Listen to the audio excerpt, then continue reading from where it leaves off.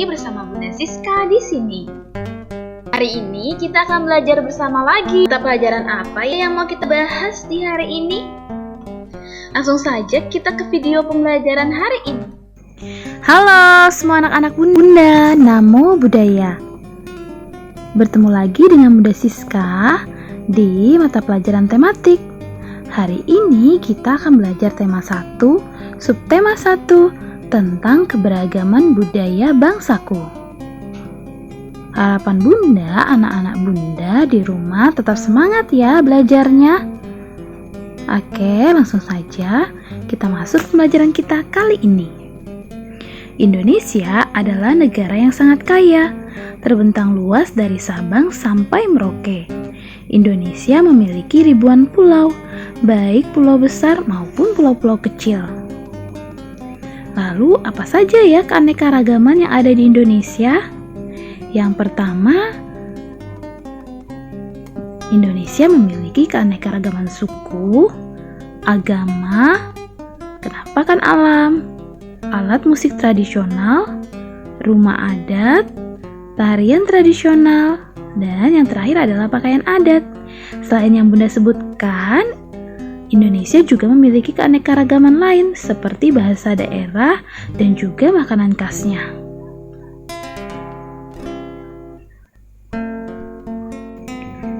Indonesia memiliki keanekaragaman suku yang tersebar di seluruh provinsi di Indonesia.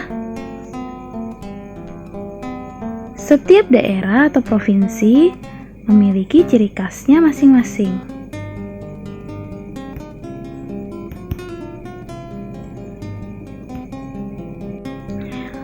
Badan Pusat Statistik atau BPS menyebutkan bahwa terdapat 1.340 suku yang tersebar di lebih dari 17.000 pulau yang ada di Indonesia.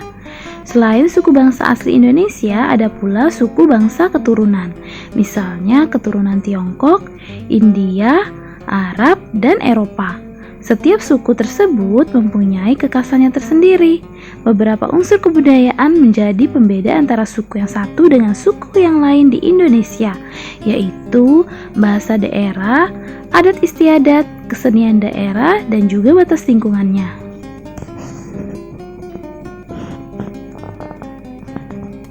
Negara kita memiliki ribuan pulau, dan pulau-pulau tersebut memiliki penampakan alam yang sangat indah.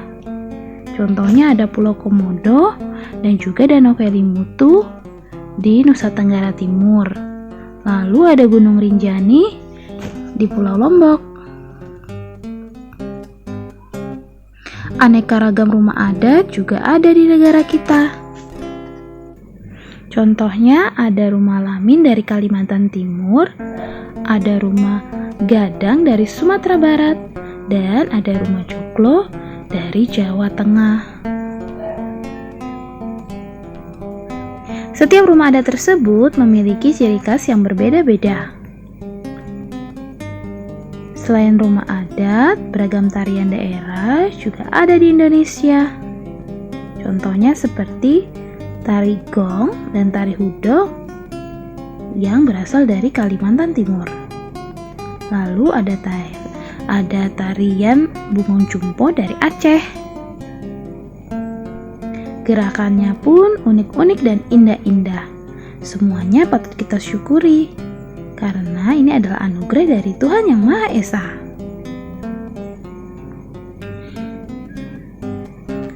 Keanekaragaman pakaian adat juga bermacam-macam di setiap daerah. Pakaian adat tersebut biasanya digunakan pada saat upacara adat. Upacara adat ini merupakan salah satu cara untuk melestarikan kebudayaan yang ada di Indonesia. Berbicara tentang upacara adat, Bunda punya satu teks tentang upacara adat. Mari kita baca bersama-sama. Upacara adat merupakan bagian dari adat istiadat sebuah suku. Ada macam-macam upacara adat di Indonesia. Ada upacara adat untuk perkawinan, mensyukuri hasil panen, atau acara keagamaan. Contoh upacara adat yang ada di Indonesia antara lain Peotron, Aniok Utano, dan Sekaten. Dalam suatu bacaan atau suatu teks, terdapat gagasan pokok dan gagasan pendukung. Pada sebuah bacaan atau teks terdiri atas beberapa paragraf. Dan sebuah paragraf terdiri dari gagasan pokok dan gagasan pendukung.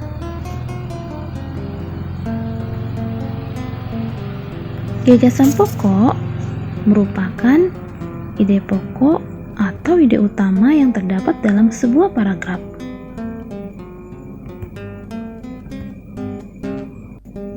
Biasanya hanya ada satu gagasan pokok dalam satu paragraf.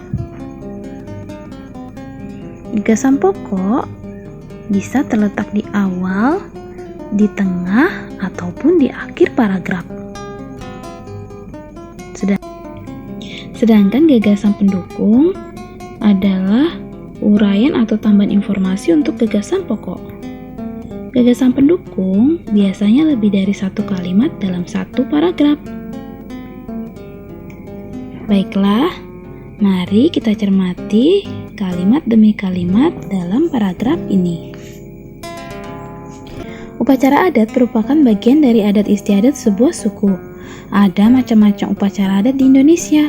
Ada upacara adat untuk perkawinan, mensyukuri hasil panen, atau acara keagamaan. Contoh upacara adat yang ada di Indonesia antara lain Peotron Oneok Utano dan Sekaten. Setelah kita simak dan kita cermati, maka dapat kita tentukan bahwa yang menjadi kalimat utama adalah kalimat pertama pada paragraf ini, yaitu upacara adat merupakan bagian dari adat istiadat sebuah suku, sehingga gagasan pokoknya terdapat pada kalimat pertama, yaitu upacara adat merupakan bagian dari adat istiadat. Sedangkan untuk gagasan pendukungnya terletak pada kalimat kedua, ketiga, dan keempat, yaitu ada macam-macam upacara adat di Indonesia. Ada upacara adat untuk perkawinan, mensyukuri hasil panen, atau acara keagamaan. Contoh upacara adat yang ada di Indonesia antara lain Peotron, Oneok Utano, dan Sekaten. Yang kita bahas dalam teks ini hanya satu paragraf ya. Untuk paragraf kedua dan paragraf ketiga dapat kalian selesaikan di rumah. Ini latihan agar kalian semakin pandai dalam menentukan gagasan pokok dan gagasan pendukung. Selain gagasan pokok tersebut, kita juga dapat menentukan kata kunci. Kata kunci pada paragraf ini adalah upacara adat, karena kata ini selalu diulang-ulang dalam setiap kalimat yang ada pada paragraf ini. Berikut merupakan bagian-bagian yang sudah Bunda pilah menjadi dua. Bagian pertama yang merupakan gagasan pokok dan bagian kedua yang merupakan gagasan pendukung. Inilah penjelasan mengenai gagasan pokok dan gagasan pendukung.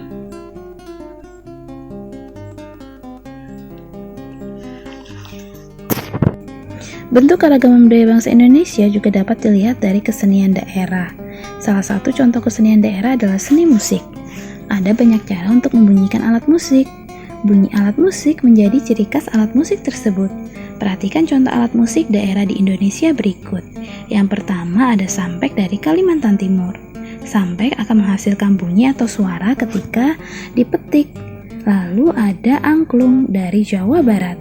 Angklung akan menghasilkan bunyi atau suara jika digoyang-goyangkan. Yang ketiga ada tifa dari Papua. Ini juga merupakan alat musik tradisional dari Maluku. Tifa akan menghasilkan bunyi ketika dipukul. Dan yang terakhir adalah suruling. Ini juga merupakan alat musik dari Jawa Barat. Alat musik ini akan menghasilkan suara jika ditiup. Semua alat musik menghasilkan bunyi jika dimainkan. Bunyi dihasilkan dari benda yang bergetar. Semua benda yang dapat menghasilkan bunyi disebut dengan sumber bunyi. Lalu apakah bunyi itu? Bunyi atau suara adalah penempatan mekanis atau gelombang longitudinal yang merambat melalui medium. Lalu, apa yang dimaksud dengan gelombang longitudinal itu? Gelombang longitudinal adalah gelombang yang arah getarnya sama dengan arah rambatnya. Pasti anak-anak Bunda bertanya-tanya mengenai pengertian tentang medium. Berikut penjelasannya. Medium adalah zat perantara perambatan bunyi. Macam-macam zat perantara tersebut. Yang pertama ada zat padat yang dapat berupa batu, kayu maupun besi. Lalu bisa juga berupa zat cair, contohnya air, dan zat gas, contohnya adalah udara. Bunyi atau suara tidak dapat merambat pada ruang hampa ya, karena tidak adanya medium atau zat perantara perambatan bunyi. Bermacam-macam agama juga ada di negara kita. Ada agama Islam, Kristen Protestan, Katolik, Buddha, Hindu, dan Konghucu. Dan semuanya hidup damai di negara kita.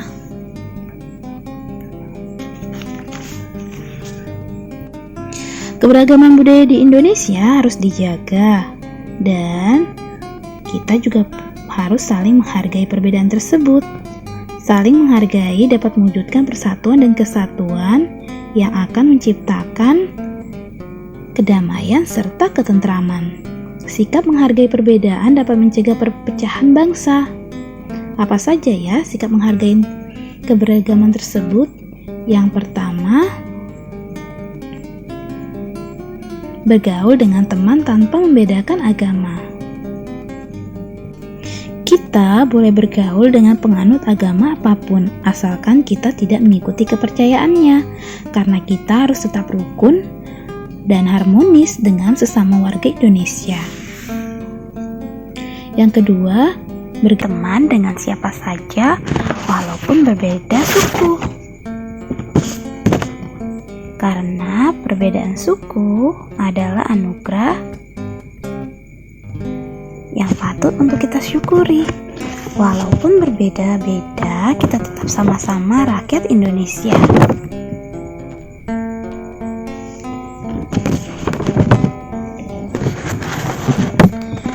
Selanjutnya, apa saja ya yang merupakan sikap yang tidak menghargai keberagaman? Contohnya yaitu bergaul dengan teman yang sesuku saja. Ini adalah contoh yang tidak baik, bisa menyebabkan perpecahan dan rusaknya persatuan dan kesatuan. Sikap tidak menghargai keberagaman selanjutnya adalah menghina teman yang berlainan suku atau agama. Ini juga tidak boleh dilakukan oleh anak-anak Bunda ya, karena keberagaman yang ada membuat Indonesia semakin indah dan kaya. Sikap penghina ini dapat menimbulkan pertengkaran dan merusak keharmonisan dalam bernegara. Karena kita harus bersatu dan menghargai keberagaman yang ada. Selalu kompak dan bahu-membahu membangun bangsa. Bila seluruh warga selalu menghargai keberagaman, maka negara kita akan terwujud kerukunan, perdamaian, dan persatuan. Sekian dulu materi pembelajaran kita kali ini. Semoga pembelajaran kita kali ini bermanfaat dan menambah wawasan kita dalam menghargai perbedaan yang ada. Terima kasih, sampai jumpa pada pertemuan yang selanjutnya. Salam sehat, Namo Buddhaya.